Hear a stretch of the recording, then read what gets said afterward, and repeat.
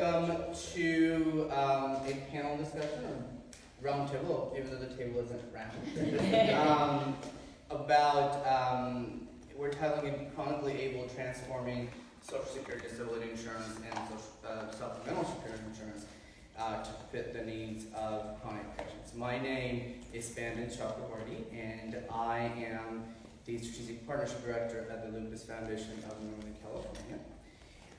So Christine Von Reisfeld here, who both works with us and is an independent patient advocate, sort of has this idea, and we worked on sort of the plan together to see what we can do. And thank you, Congressman Khanna, for agreeing to this. Do you need the microphone at all for people? Can everybody hear me? No, I I can't. mean, can people on TV, on Facebook see that? It's good that you use. All right. Okay. Again, my name is Bandon. I'm with the Lupus Foundation in Northern California. And I won't do too many intros. I'll just go ahead and get started. But before we do this, I want to tell you all why we're doing it, right? So Social Security disability is a lifeline to many people living with conditions, but more and more for people living with chronic illness. But the system of Social Security disability was originally designed between 1950s and 1970s, when if you had an illness, you were of this magnitude, you weren't expected to live too long, and we did not have what we have with chronic illness today. Right now, according to the National Health Council, 150 million people in the United States, that is over 40% of the population, are affected by one or more chronic illnesses. And 40 million of them say that their chronic illness has limited their daily activities in one way or another.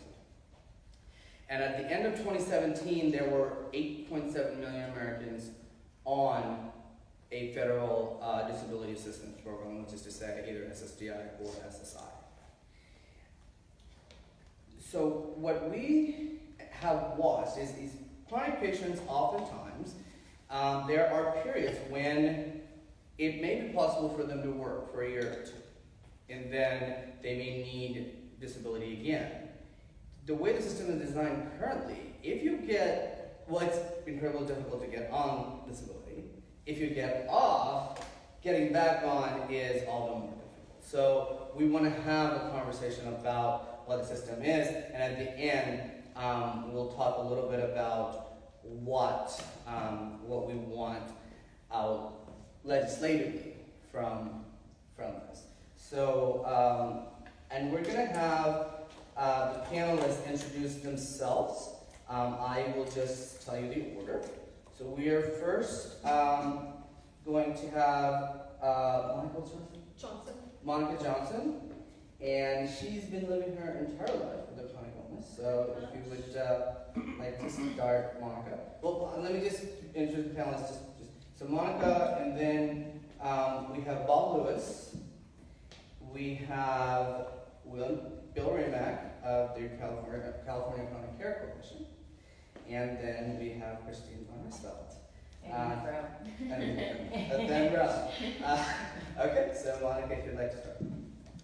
My name is Monica Johnson. I was diagnosed at the age of 3 with what was called juvenile rheumatoid arthritis back in the days. It's now called juvenile idiopathic arthritis. I do not have what they classify as the systemic form, but I do have a polyarticular form of it, and it has affected my entire body, pretty much all of the joints in my body. I was really very lucky that I was born and raised in San Jose. My pediatrician recognized the signs and symptoms right away and got me up to Children's Hospital at Stanford for my parents to get a correct diagnosis. I had most of my care throughout the years, a lot of surgeries, had pretty much a normal life growing up, except for the limitations, the flares, and then the remissions from the RA type of activity. And I had, interesting experiences growing up with it through high school and whatnot, but to be honest with you, most of my friends in high school didn't know that I even had the illness. My closest friends knew. People in my physical education class knew because I would be excused a lot of the time if there was an activity that I couldn't participate in. Those people kind of knew, oh, she has a doctor's note, she's getting out of class. The surgeries were very difficult for me through the years. And I guess my main point of being here is that I worked most of my life. Even at age 18, I went out and found myself a job and tried to do what I could. There were some interesting job experiences with limitations of your first job being working at KFC, trying to have your boss tell you to get down on the ground and clean out under the salad bar drain. And you're like, but I can't do that. I can't really get on my knees and get down there very easily. It's too painful for me. Situations like that through the years. So after working through a career in financial services, I worked in banking for many years. I ended up leaving that industry. Was able to get into high technology, and I worked at Cadence Design Systems here in San Jose. Started in a marketing role there and worked my way through into sales and then some business development stuff. And have used those skills with me throughout the years now that I've gone out on disability. I do a lot of advocacy work for patients in the state of California as well as federally. I do stuff in Washington, D.C. I'm involved with many nonprofit organizations as well as being an independent patient advocate. And if any of you have any questions for me, feel free to ask me. I would say afterwards would probably be best. But other than that, that's my story. It's been a challenge. I have lots of laughter with having this illness and lots of sadness and tears, and it's impacted my family. But you do the best you can every day, and I am on disability now. And like I said, I do the advocacy work. I would love the opportunity to be able to have the flexibility of being able to go in and out of the system a lot easier so that I can take on more paid opportunities.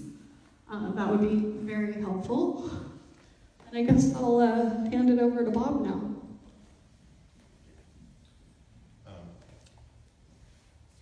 Hello. Okay. Hi, Bob Lewis, and I've been living with chronic illness since I was a child as well. I was actually misdiagnosed with JRA when I was a child. I didn't have JRA, but didn't find that out until I was about 30. And we didn't figure that out until I was about 31 years old, something like that. As it turns out, I have a number of different illnesses, including lupus, diabetes, fibromyalgia, chronic fatigue, long laundry list, but the most fun being small fiber neuropathy.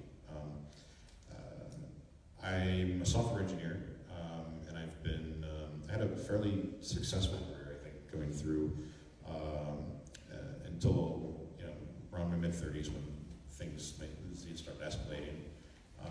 And then sort of flattened out fairly quickly. But I managed to get by. I was lucky enough to have really good health insurance, and that got me by. I managed to sort of keep going for about 10 years. And until about 2 years ago, things just reached a point where I was not able to work anymore. It's very difficult to figure out, when you're dealing with a chronic illness like this, it's not obvious. Like you don't have an injury, you get in an accident, and then all of a sudden okay, I'm disabled, right? There's no discrete event, or at least in my case, there was no discrete event that was like, this is now I'm all of a sudden disabled. I wasn't before.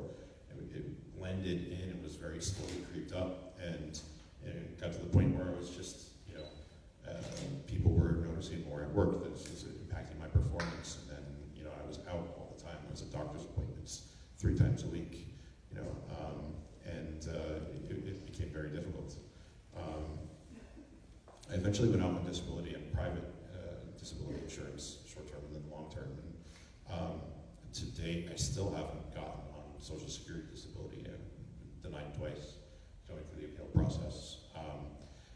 As it is, I've actually gotten a lot better recently, which has been great. I've found some treatments that really work, and I'm going back to work actually tomorrow. So I'm very psyched about that.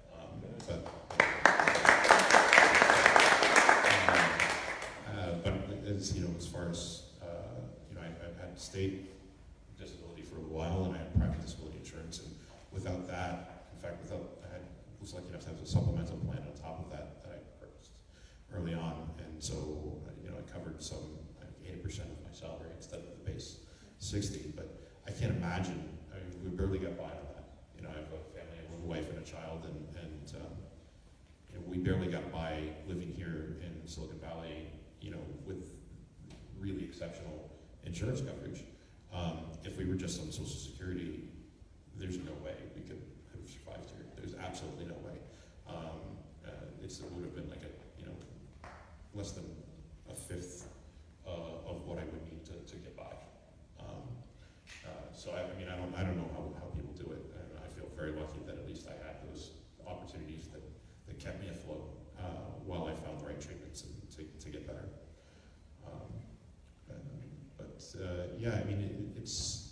It's very challenging, and so I want to talk a little bit about working while you're getting illness like this. Like you don't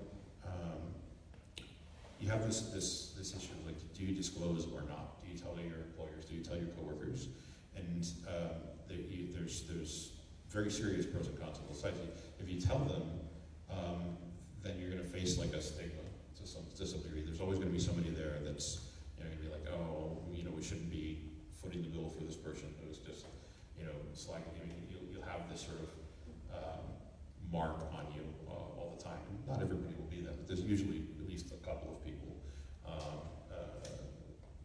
from my experience and from talking to other people who have experienced the problem. There's always somebody there that ends up pushing like, oh yeah, this person, they're sick all the time, we shouldn't be. And it becomes problematic. If you don't tell them though, then they wonder why are they gone all the time? Why what is all these doctor's appointments? Or if you tell them they're doctor's appointments, you don't know. And so those absences start becoming a black mark on your record, and it's a challenge. Then you end up spending half of your time fighting with insurance in order to get things covered for your health insurance, and that's a full-time job on its own. So it's very difficult to try to walk that line and still be productive, while you're in the job. If you can do it, it's wonderful. You get some people that's like, oh, they don't want to work, they just want to go on disability. That's not true. I mean, every person I've talked to that's been in this situation wants to work. They want to be productive. They want to provide for themselves and their family. They want to do something with their lives. They don't want to be sitting around and it's a miserable experience, right? I've gone months without leaving my house. It's just Very depressing. very, very depressing. Yes.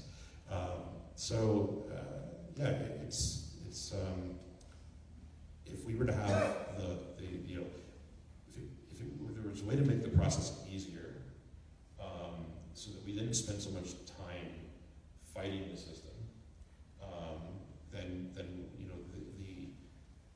our ability to be productive and to contribute to our jobs and to society would be so much more. And that's just like sort of the initial part. It's like the getting in there. Yeah. And while you're still working, I'll let other people talk, I guess, more about the process of going in and out onto disability after. But it's Where are you going to be working?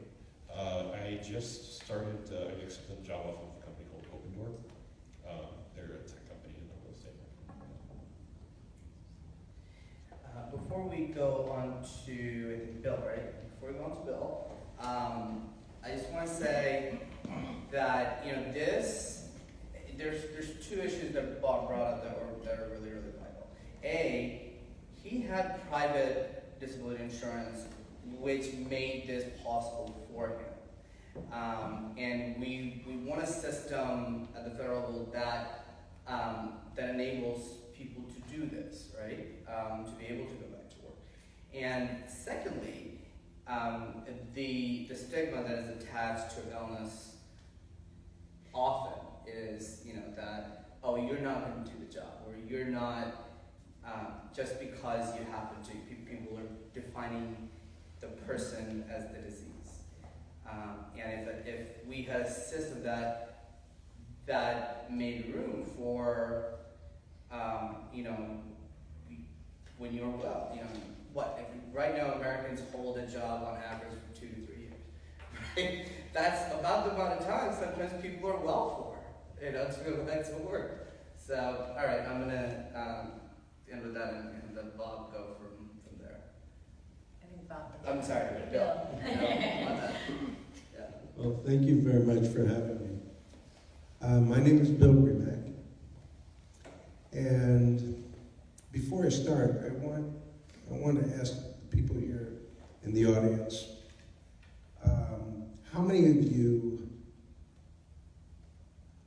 either have a chronic condition or have somebody in your family that has a chronic condition? Let's see the hands. So that's about 3/4 of you. Okay.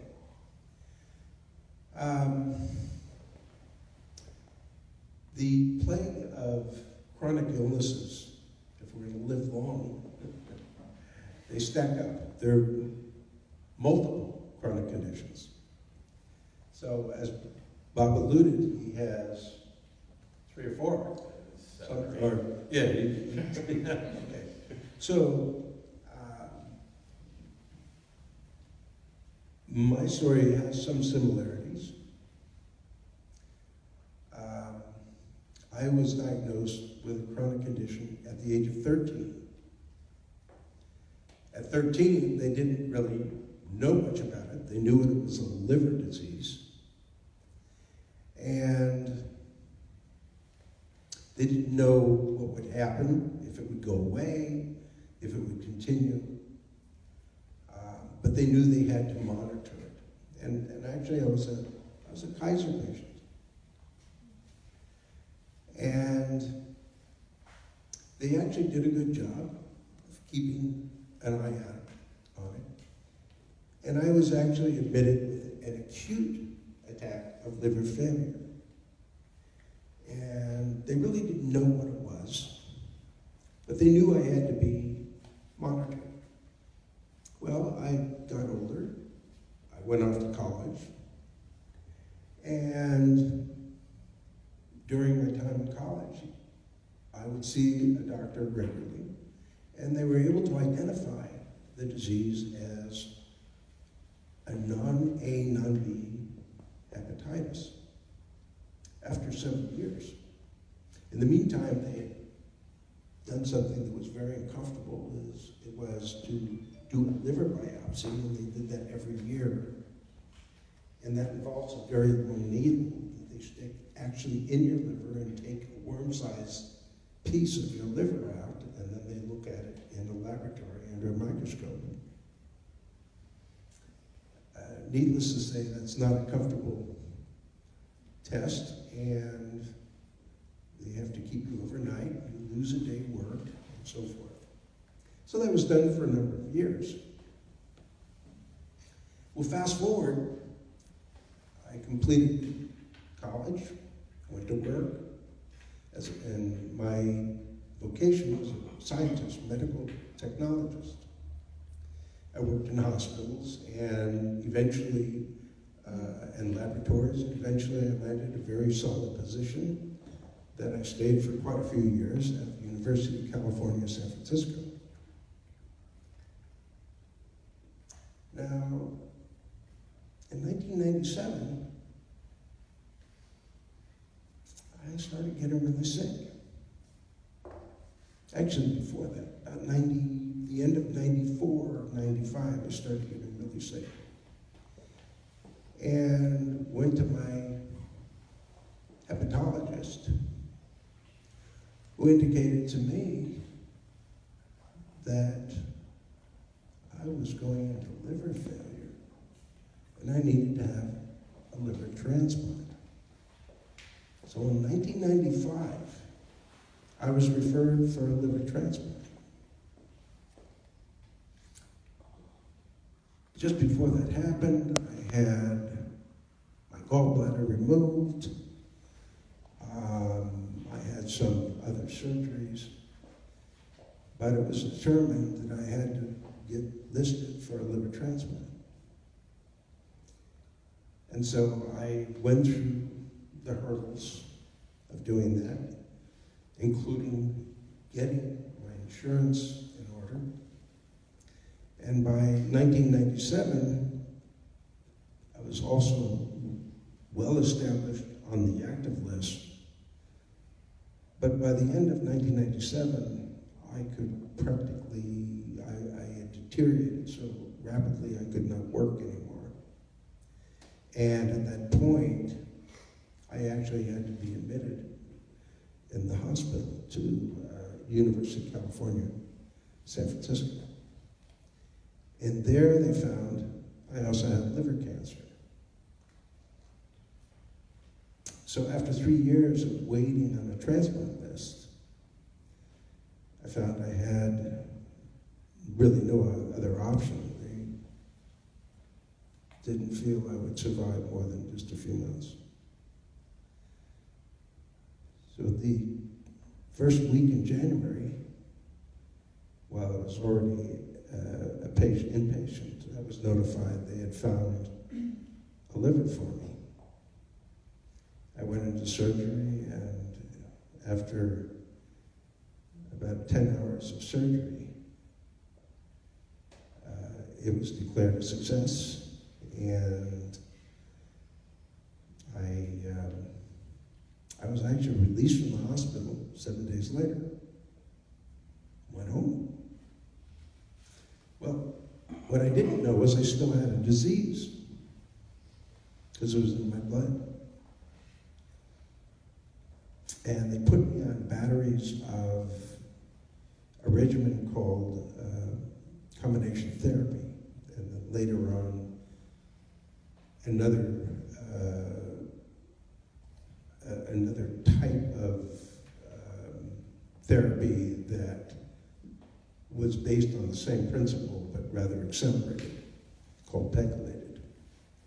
So after 6 years of treatment, which was very similar actually to what they gave MS patients, very similar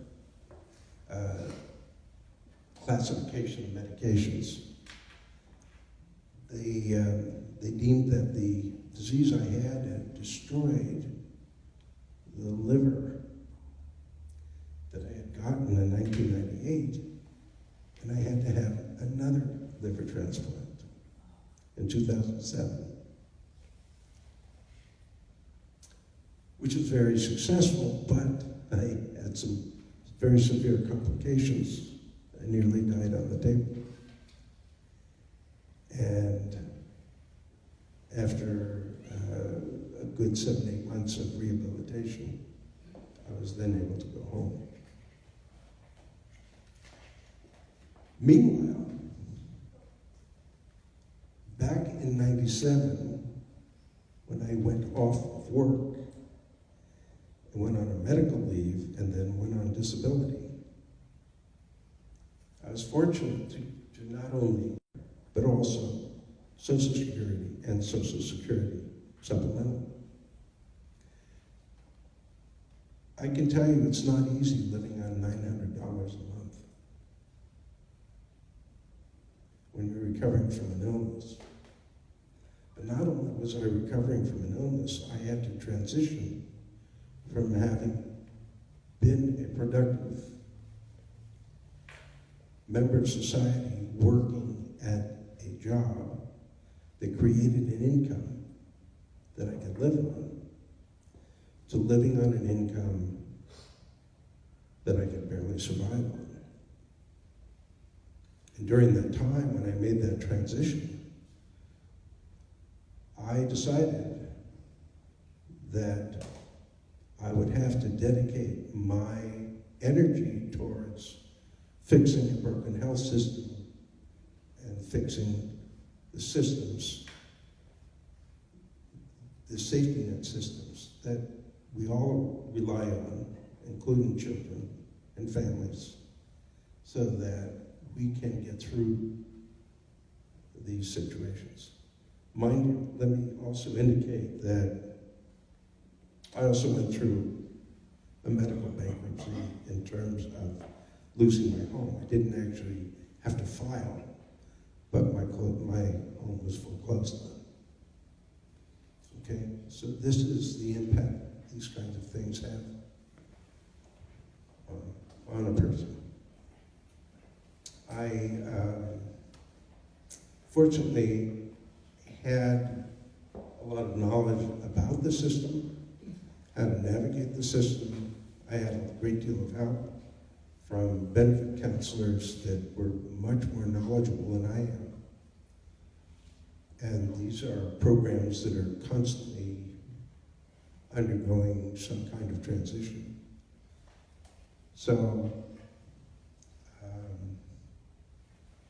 one of the things that I also got involved with was when a colleague asked me, we have to bring all the chronic disease organizations together in California and fight for the rights of people with chronic disease and disabilities. We formed something called the California Chronic Care Coalition, which is based in Sacramento. And an arm of that started 2 years ago to deal with these issues on a national basis called the Chronic Care Policy Alliance, which is a collaboration with very similar type of chronic disease coalitions throughout the country, which are forming in other states. And one of our products is called mypatientrights.org. It's a very, very important website. If you're having difficulty navigating the system, and if you're also having difficulty navigating the kind of support you need, which certainly SSI, SSDI, Medicare, and other safety net programs people depend on.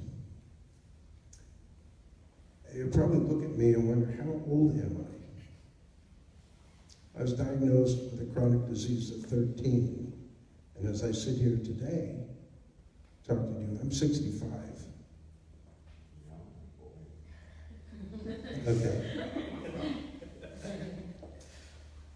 And I can't tell you enough how the miracles of research, being a driver for research, has helped me and many, many other thousands of others with regard to getting care, finding cures, and actually pushing science so that we can get the kind of outcomes that allow us to have a really excellent quality of life. I've been able to, and we'll see my 5th grandchild coming up in about 4 weeks. So, having these second chances is very, very difficult to describe. But let me say that if we dedicate some of our time to try to create the reforms and provide the support to get these reforms passed, we'll make a huge difference, not just for ourselves, all Californians, and that will be replicated across the country.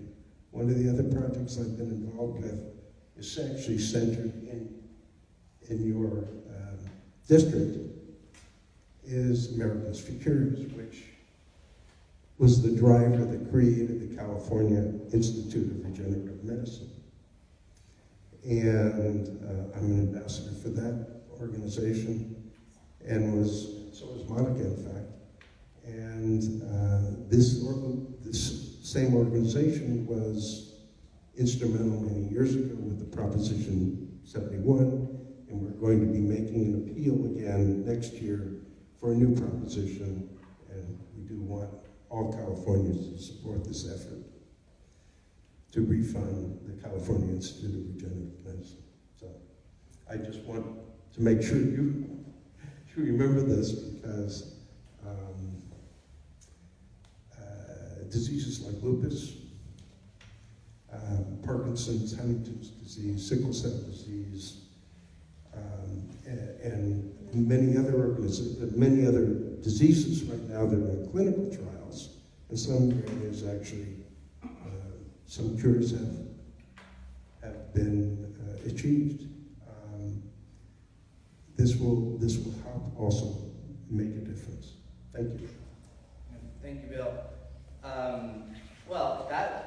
The Americans for Cures, you brought that up. We have another connection. Before I came to Lupus Foundation 8 years ago, I actually worked for a while for the Americans for Cures Foundation. There's a little bit of connection there. Anyway, so let's go ahead and hear from Christine.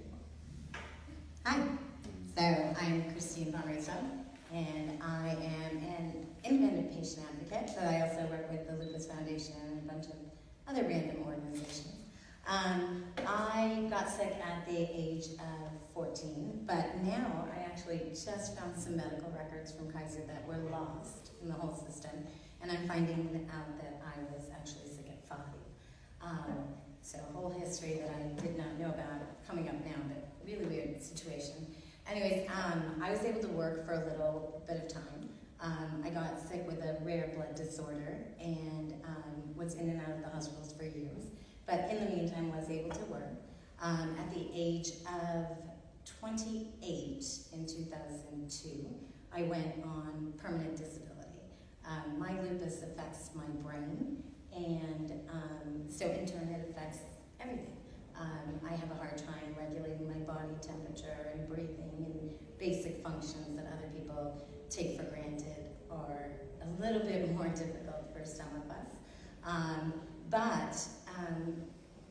I have periods of flares in remission.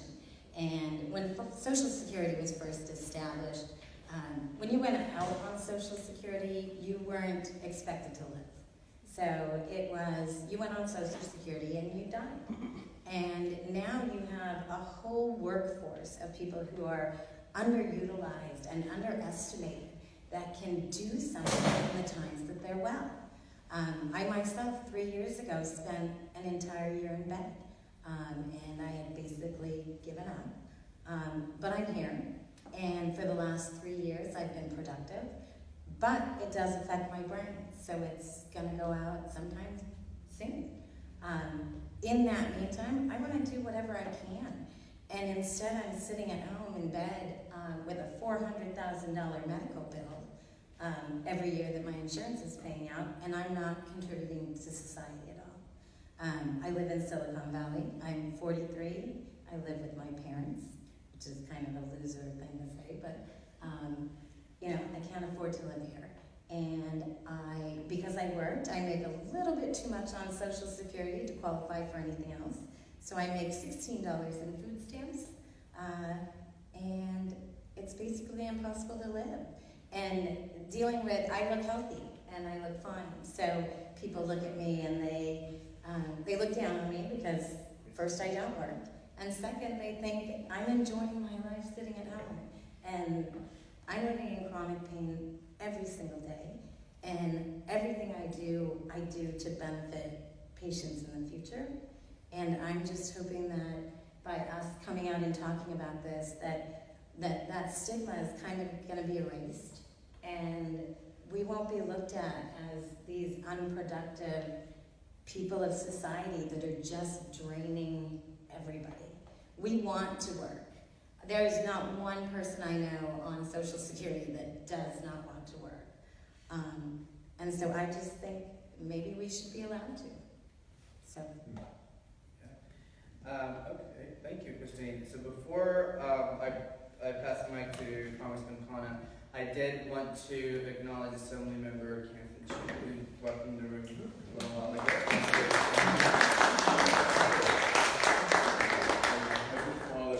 Why don't you pull up a seat? And just down here, just why don't you pull up a seat there? Thank you, Christine. No problem. Good to see you. Definitely, Oh, I muted it. You might want to push. you Sorry. All right.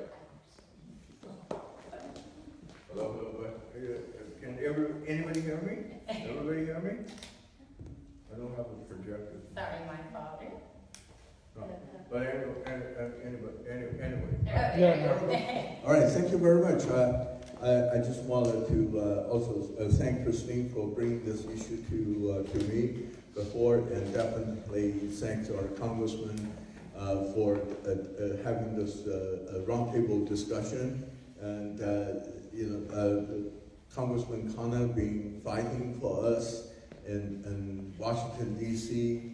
and did a wonderful job and spent a lot of time in the district hosting forums and community meetings. So I just wanted to take this opportunity to thank him in public of his wonderful job, and also his staff. Yeah, this issue, Christine brought it to me in my community office hour. She kind of educated me on the lupus, and sometimes when they're not in remittance, they are capable of taking on very much life challenges. But the difficulty for them is once they got into the permanent disability, if they make too much money, then they will lose that disability. So if they lose that permanent disability status, it's so difficult for them to reapply to the disability when they have a remittance. So I'm glad that you were here and share some of your life experience, and all of you to share your life experience to our good Congressman Ro Khanna, and I will be going back to my seat and sit down, quiet, and listen. Anything that I can be of any help in the state legislatures, please feel free to contact me, contact the congressman, or any one of his staff. They will, the two offices will work very closely. A lot of the SSI issue will just refer to his capable staff, and I know the SDI issues, and if there's any Bill's idea, I also welcome you to share that with me. Thank you very much for being here. Thank you.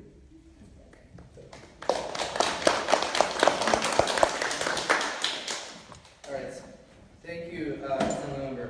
So speaking of what legislators can do, this is, I'm going to summarize, there's 4 things we're specifically asking in legislative form, and I'm going to summarize them and then pass it to the congressman. So first, as you have heard here, we would like the SSDI and SSI determinations to stand during the periods when patient can work, and remove the need to be reevaluated for eligibility in the future. So at the times when they can work partially or fully, that can be tracked easily through a medical form, right? Second, allow people to earn partial benefits if they can only work part-time. Pretty simple concept. Third, allow recipients to earn additional work credits. So work credits are what people who work earn in that, and if you have more work credits, you make a little bit more in SSDI, right? So when you can work during this time, you are a productive, well, you're a productive member of society no matter what, but when you can work, you are contributing tax dollars and you're helping the federal budget in another way. They don't have to pay you Social Security or disability benefits all the time, right? So it's a win-win. And they should be able to earn work credits for the time they work. And last is a point I don't think we touched on too much here, although, so SSDI recipients or SSI recipients are, generally speaking, allowed to own $2,000 worth of anything. Who here is comfortable with $2,000 as your entire life? Right? So our last ask is that when people work, they should be allowed to save and invest their money just like anybody else. Why should they have to give it up if they need to go on an assistance system? Why are we using our anti-poverty system to essentially force people to perpetually live in poverty? And with that, Congressman. Well, Christine Spannon, thank you for organizing this. It's been inspiring to hear the panelists' stories. I was most struck by the resilience that all of you have shown, and the courage that you've shown, and the obstacles you've overcome, and yet to have such a triumphant, optimistic attitude towards life, I think just speaks to a real spiritual depth or a wisdom. And I think that's just a wonderful lesson for all of us at this time in our country in particular, to have that kind of perspective of what matters, and your courage to share your stories publicly, and not just in this room, but with the district at large. I want to thank you for doing that. And Spandon, thank you for your leadership in putting all of this together. I knew Spandon as a progressive rebel rouser. I didn't know that you also had a role in working on lupus and so much of your activity. I want to thank folks for coming here, and of course our Assembly member, Kansan Chu, who I admire Kansan and Daisy, his wife, because they have real empathy. They have real heart. You know, you can tell a lot of people in politics, there are different motives. I don't question people's motives, but some people you can tell they go into things because they want to help people. And Kansan and Daisy are two of those people with real heart. And I appreciate your taking the time out of your schedule to be here, and your partnership on this as we try to make a difference for the community and make progress on these issues. So thank you for your leadership. You know, I was reminded as I was hearing your stories, I thought of in my opinion, the two greatest political leaders, two of the four greatest political leaders this country has had. And I don't think it's coincidental that FDR in World War II suffered from a chronic illness, and the resilience and the empathy that gave him. In fact, if you read his biographies, they say he was basically like a frat boy before he had polio. I mean, and had no understanding of empathy, and not really had everything handed to him in life. And it was his bout with chronic illness that gave him the understanding and the empathy to enact the New Deal. And I think it was the overcoming of that illness that gave him the resolve and the resilience to lead this nation in World War II. And then if you read about Lincoln, he suffered from chronic depression through much of his life. And I think that experience gave him a sense of humanity, a sense of wisdom, a sense of empathy to lead. I bring those points up because I think that people who suffer from chronic illness actually can be some of the greatest leaders and contributors in our society. That they are the challenges that they're overcoming, the things that they're managing, the resilience that they're showing, are qualities that any organization or any community should welcome. And leading us forward. That this is not some act of charity. This is an act of helping the potential for leadership and contribution of a community that is really capable of making those contributions. And we in this country, I've said this many times, we don't have a person that we can waste or write off. We're competing in a nation with 1 billion people in China, 1 billion people in India. We're a country of 320 million. You know, if we have someone here who can do software development, that is something that's a skill that I wish we had more people who could. And it's not like we're thriving with software developers in the United States. It's not like we have all of the work that you're done. It's not like that we have an abundance. We need talent. We need people working in these fields. And in an internet digital age, working part-time is so much more possible. You now don't need to go into an office and work. So much of work is done at home or done remotely. So the same, I think Bill spoke of the extraordinarily technological advances we've had, but we have not had the same advances when it comes to understanding how to create productive workplaces that maximize every person's needs and talents. We need the same type of ingenuity and advancement in that direction so that we can take advantage of the talent that all of you bring. That's in our interest. Now, I support all 4 of the things that's been mentioned. I think we need to, first of all, I think we need to increase the SS. Yeah, you didn't mention that, but $900, $900 is just, it's ridiculous in the richest country in the world. You know, it's, we need to increase that, and because there just should be a basic dignity of people having a life if they are unable to work. And the more dignity they have, the more they're going to be able to get back to being contributing members of society. And by the way, that doesn't just mean having a job. It could mean being a parent. It could be being a son or a daughter. It could be mean being a neighbor. It could mean being a PTA person. It could mean leading in a community organization. There are many different ways that we all contribute to a functioning society.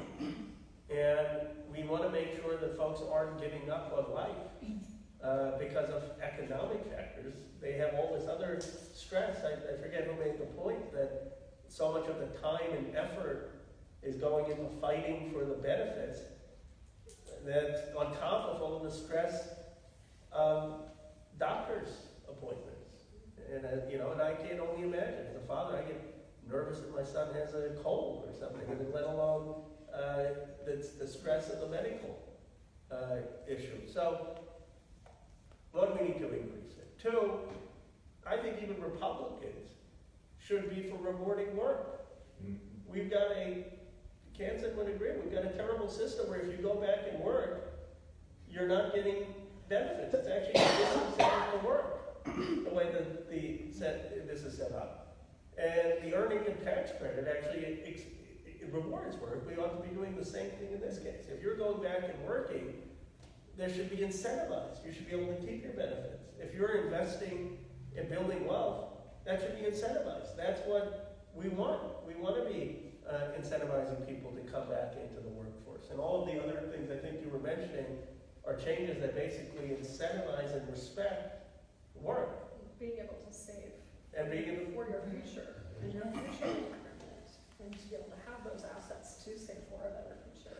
Yeah, I don't understand why we would cap at $2,000. I mean, that's it's insulting.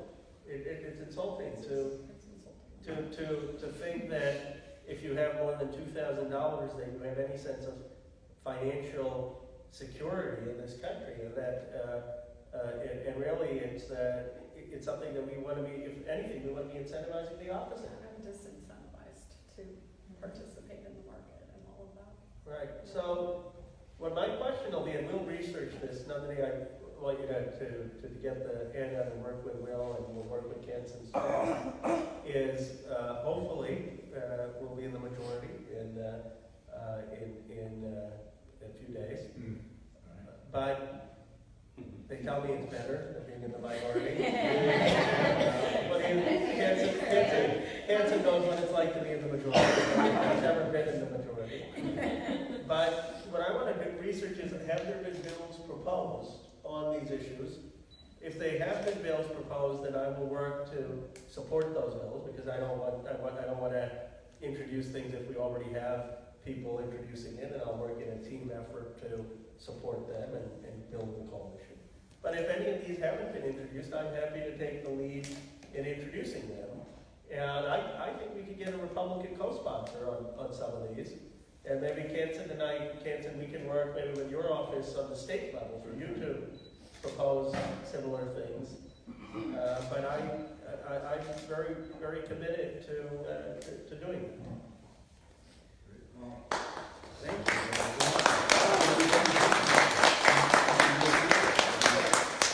First of all, does anybody from the audience have a question or something to say? Yes. You're on we? the microphone. Natalie, Oh, can you yeah, give her the absolutely. mic, please? Hi, my name is Ellie. I'm a little nervous about sharing this, it's very emotional, but I do live on SSI. I do live on the $900 a month. And I need a representative to know what that's like. So I became disabled. I have a brain tumor.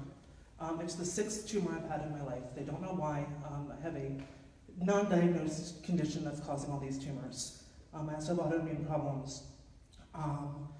I have a condition called acromegaly, which is destroying all the soft tissue in my body. I have no organs that are too large and things like that. They cannot take out my tumor. It's attached to my carotid artery. That's why I wear the eye patch, because I had a bleed during my surgery that affected my optic nerves. Because I became disabled in my early to mid-20s, I had not paid enough into the system yet to get on full disability. So the most I can get is SSI. That's $900 a month for food, shelter, transportation. I cannot get food stamps. I cannot get Medicare. Those are only available to people on full disability. If anybody helps me out and gives me money, they take it out of my SSI. They check how much I'm paying for rent every month. They check how much I'm paying for utilities every month. They check and make sure that I'm paying exactly 50% of my household income. And if they determine that I am not, they deduct it from my disability, from my SSI, from the $900 a month I have to survive. Because that is considered a gift, and I am not allowed to receive gifts of money on SSI. I'm not allowed to get help. The only way I'm surviving in this county right now is that I was lucky enough years ago to get a very cheap rent-controlled apartment. And I share it with another person. In a few years, as rent goes up, I will not be able to live here. I will not be able to get the medical care that I get from referrals up to Stanford. And I'm stuck. I'm completely stuck. I can't work, I can't hold a job. I am in ongoing treatments for the foreseeable future, once a month at the hospital and 3 times a week at home, for the conditions caused by my brain tumor. I cannot get married and rely on a spouse, because if I get married and my spouse makes too much money, I will lose my disability and I will lose my medical benefits. And God forbid my spouse ever loses their job and cannot provide medical benefits for me, I will die from my conditions. I am completely stuck by a broken system. And this is something, I cannot be the only person who's living like this. I cannot be the only person who is stuck and panicked about their future, who is surviving for the moment but doesn't know how they're going to survive in the future, and is certainly not living. I can't get married because of my conditions. I may not be able to have biological children, and I can't adopt on $900 a month without being able to get married. So I may not ever be able to have children. What is my life? If I can't work and I can't get married and I can't have children, what is my life? And this is a broken system that has stopped me from being able to get out of this. This is a hole that I'm in, and I cannot be the only person. There are people in this country like me living like this, and it's not acceptable. again, let me tell you, you are not the only person. Christine and I have a mutual friend who that exact thing happened. She's going through it right now. The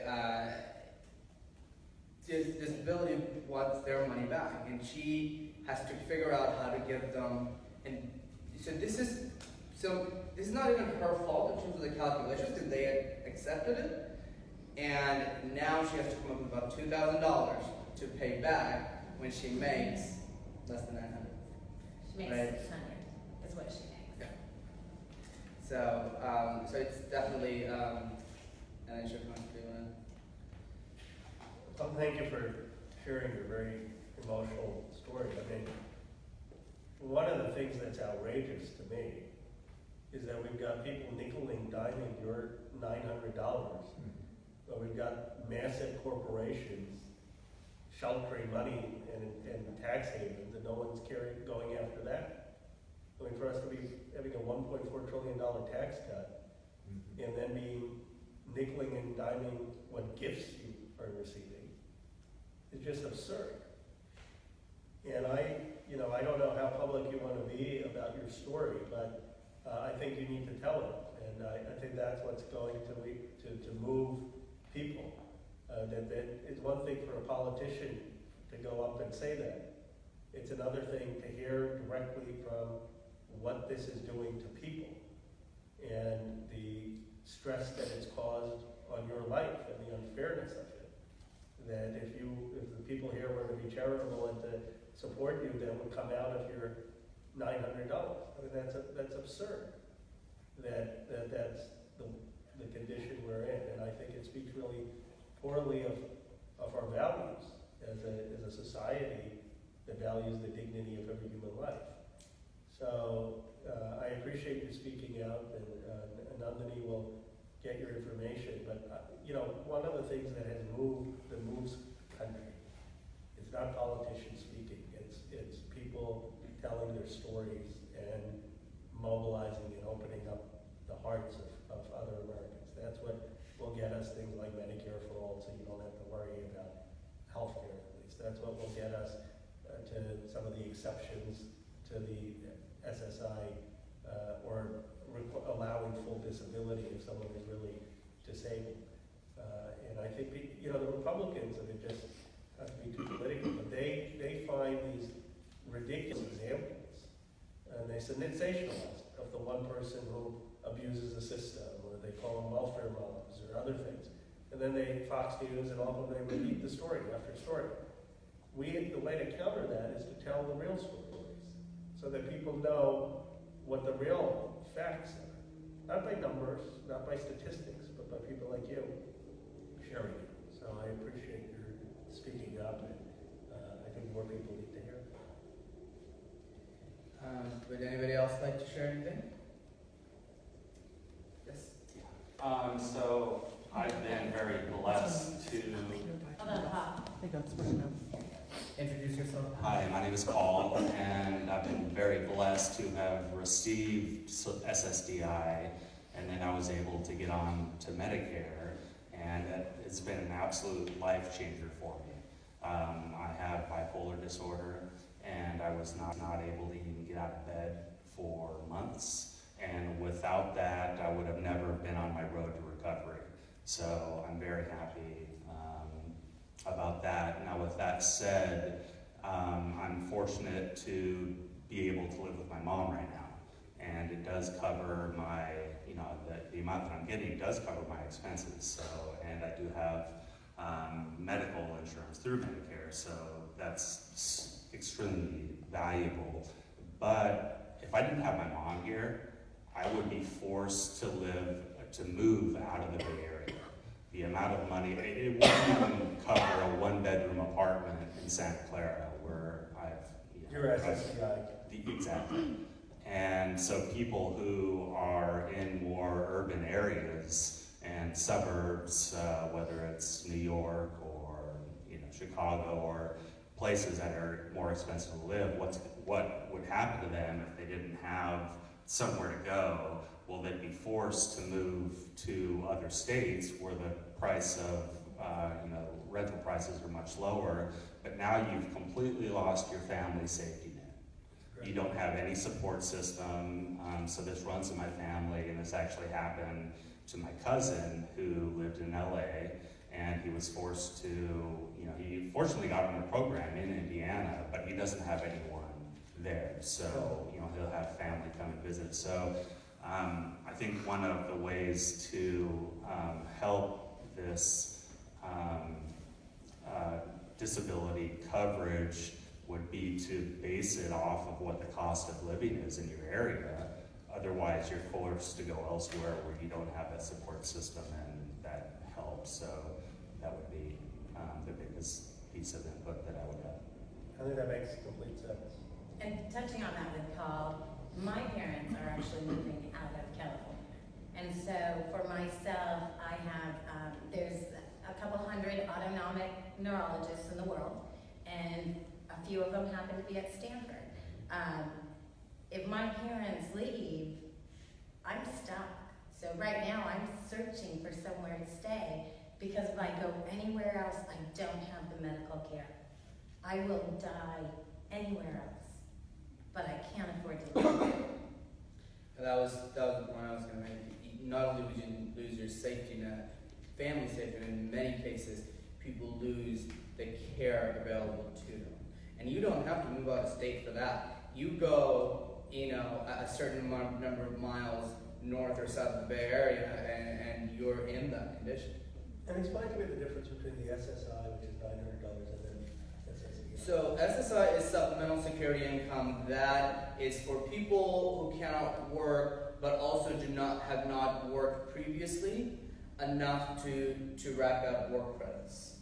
SSDI is for people who have worked in the past and racked up enough credits so that they can go in SSDI, which sometimes is called full disability, formerly Social Security disability insurance. But if It's you're on- based off of your previous income. The work credits Yeah. that you get are how many years you've worked, but not only that, they count how much income you've made. So it's kind of based on that. And then the SSDI also, I know you talked about making sure that if you're part-time, you don't lose the SSDI benefit, but is the SSDI benefits, do they also need to be raised like the $900 or the SSDI? They get COLA increases every year, which is a cost of living adjustment, but really, if you It's want to like be, 1%. it's like $9 every year, but it might go It's up. nothing.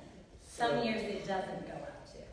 But you also have people who are on SSI who don't work, who are not able now to be on Medicare because they did not pay into Medicare. So they don't get on Medicare? No, And they That's didn't right, pay so- into Medicare. They didn't pay into it, so they Payroll couldn't. deductions into Medicare tax. Right, that's So the other. children who get sick, young, who never have an opportunity to work, have to wait until they retire to get onto Medicare. And what about Medicaid?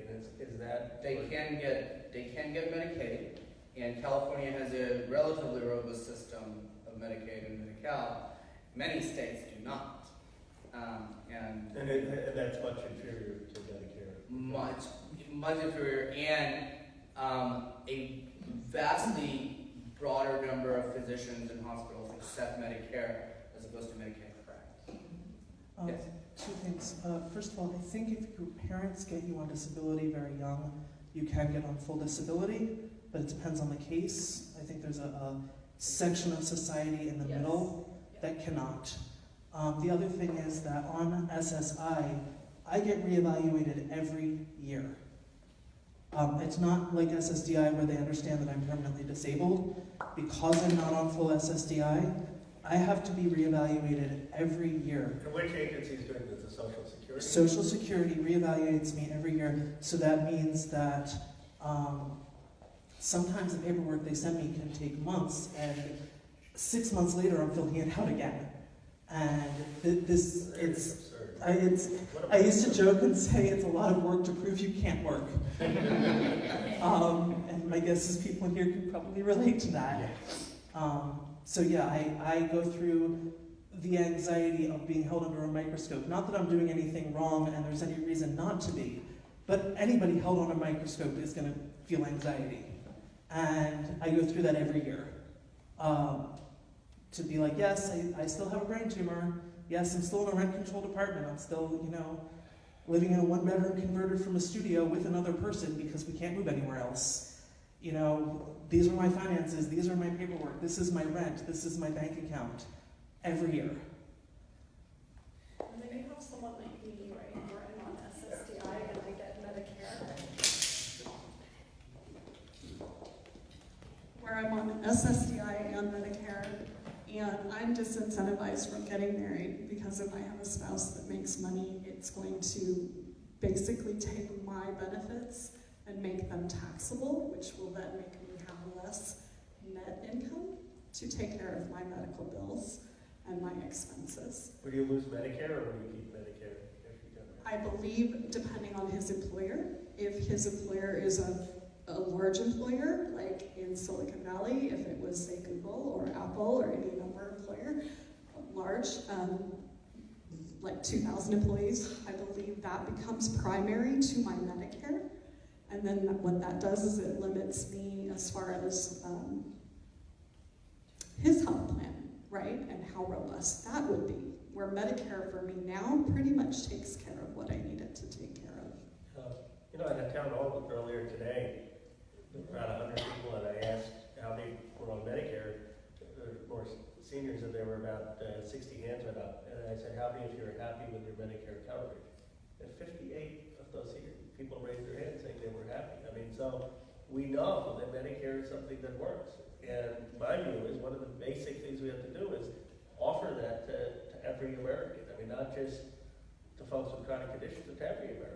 It would go a long way to solving some of these problems. Okay. I want to mention something about housing because it's tied to the SSI and SSDI. There's a program for people who are senior citizens or permanently disabled. And that includes mental disability, physical disability, whatever. And if they have that designation, they're eligible for HUD housing, which only costs them 1/3 of their income. Is there Section 8 or something different? It's like Section 8, but there's another program akin to it, which is called subsidized housing, okay? However, those that do not get that designation of being permanently disabled and who are under the age of eligibility will not get it, will not be eligible for that housing. And I believe that is the situation you're in, am I right? That's part of it. From my understanding, there's also more people who need HUD housing than HUD housing available. That's correct. And so even if Yeah. I were eligible, it doesn't mean I'd necessarily get it. I have looked at low-income housing. I just got a call recently about low-income housing. The one-bedroom low-income housing that I was called about is over $1,400 a month.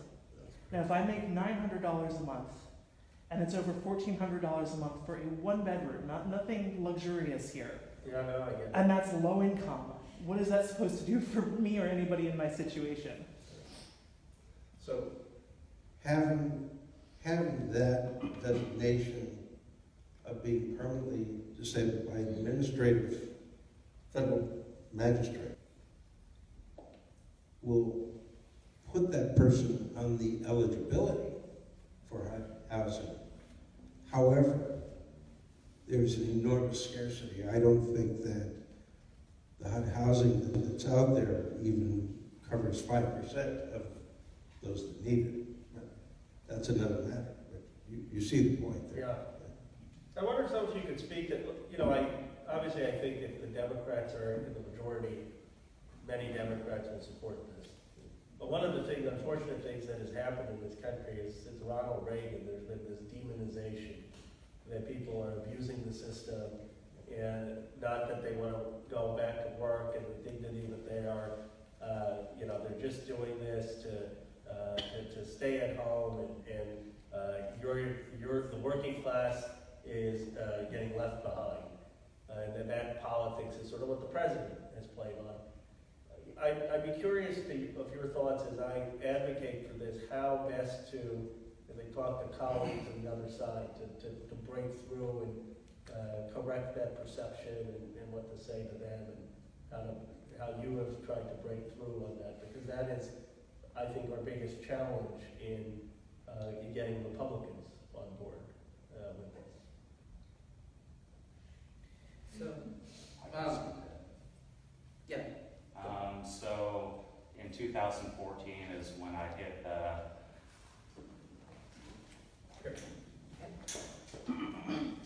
2014 was when I was at the level of my bipolar disorder to get over disability. That's when they deemed that I was truly disabled. And everything that I've done in very small increments has all been towards the goal of getting back to work. Interestingly enough, the very first volunteer job that I had was in 2014, and once the medication helped out, to be a volunteer on their campaign. And from there, I, parlayed that into other opportunities. We won't tell the Republicans that. And now I've looked for jobs. I've gotten job offers. But then I had the depressive state of the bipolar illness kick in to where I couldn't actually accept that job offer. Well, I tried to improve my health for exercise and wellness and taking classes, and everything that I've tried to do has been towards that ultimate goal of getting a job. And I think a lot of people out there are just like me, where we want to get back to work. And with enough people's stories and understanding who on disability actually wants to get back to work, I think some of those statistics could be beneficial. And now I'm at the point to where I'm volunteering for the Santa Clara Public Library 20 hours a week. And in a couple of months, I'm going to go back and try to get another job offer and take it. So I think my opinion is most people who are on disability want to work, and my story is every inch of the way has been towards that ultimate goal of getting back to work. So, if I can just speak from an organizational vantage point here, we are part of a coalition called the Lupus Research Alliance National Coalition. We go to DC once a year. I saw you this year there. We have actually been successful at getting our asks. While those asks were research-based, though they've generally made their way into appropriations. We increased the lupus-specific funding in a DoD budget from $5 to $10 million this year. And that went through increasing the NIH budget and so forth. So I think that everybody has people either in their family or they know people who are who would give anything for the opportunity to work. And I don't, as far as Republicans are concerned, this is what we're proposing is a very fiscally responsible plan. We're saying let people work, contribute to the system, pay taxes, and go back. It has enormous benefits to health. Stress is one of the worst causes, right? of lupus flares, of chronic lupus flares. So overall, you're actually financially doing pretty well if we adopt this. Sorry, go ahead. The other thing I would urge politicians to take a look at is that this is not a black and white issue. If you have surgery, you don't go home from surgery and go back to work the next day. You go home from surgery because you don't need to be in the hospital anymore, and you step down your care, and then you go back to light work duties, and then you go back to full work duties. Right. And if you can take a look at this the same way and say, it's human beings, and human beings will have varying needs, And some people need full benefits, and some people need partial benefits, and some people may be able to step it down, have to step it back up at different times. And if you stop looking at it as people can or people can't, people are leeching and being lazy, or people need all of the things and are lying in bed non-functional to sit up. It's not that simple. Human beings are complex, and I have days where I can go out and volunteer a little bit, and I have days where I cannot walk from my bed to my bathroom on my own without a walker and some help. And it depends on how my treatments are affecting me, and it depends on what my pain level's at, and all sorts of things like that. And I think that's for a lot of people, that if you can start to understand and look at people as whole people, and look at a gray scale as far as the help that people need, and not just black and white, a lot more solutions open up. I do have to say, in this society too, you're either considered you're sick or you're not. There is no in between here. If you are well enough to, if I'm well enough to go out and live my life, I should be well enough to work.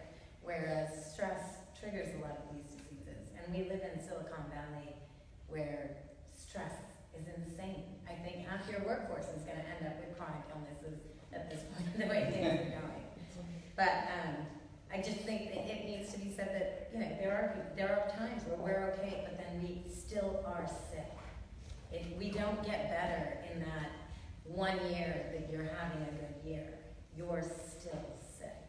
So I think that's something that people have to consider and think about. And we're going to go to Bill real quick, and then we're going to wrap up because we're close to that 5 o'clock mark, and we want to be respectful for everybody's time, especially the conversation. Okay, I'll make this brief.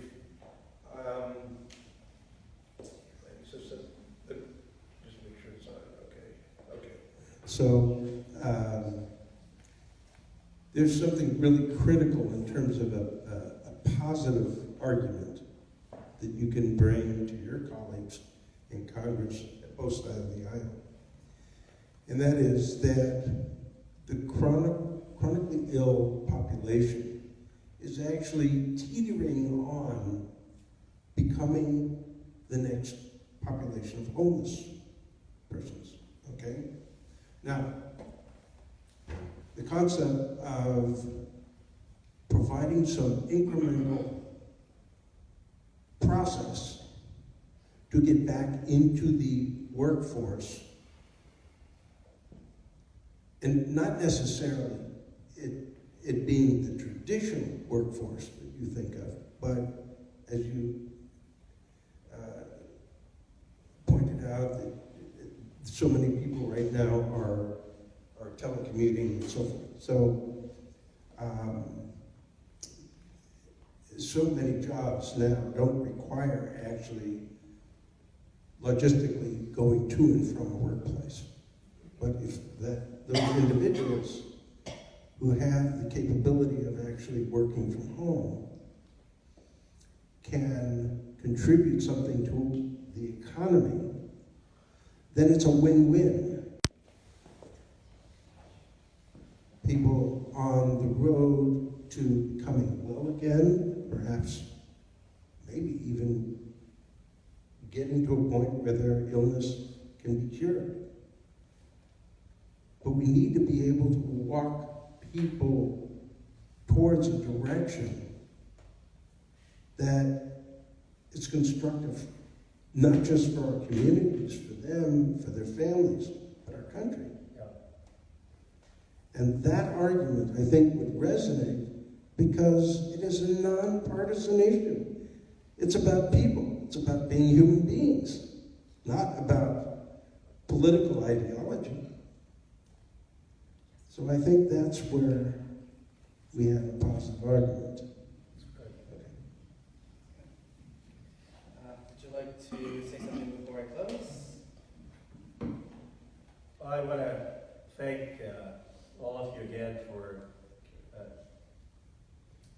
I want to thank everybody again for sharing your stories, for your examples, for your advocacy, and reiterate that that's what's going to bring change and awareness. I know Spandon was in DC, those member-to-member meetings have a huge impact because it opens up people's awareness and challenges their stereotypes or their assumptions. So those who are willing to share your stories, you know, we produce social media videos that then sometimes go viral, sometimes other people listen to. Please, at the end, give your card or contact to Nandini or Swapati, and they will see how we can tell these stories. Because I am convinced that telling the stories is what's going to really change people's opinions. And in terms of my commitment, Spandon will send me, I think we already have all 4 of those asks. I'm committed to supporting all 4 of those initiatives, and we will figure out in the next Congress whether someone has already introduced them, in which case I will play a supportive role. If no one has introduced them, then I'm happy to put them forward.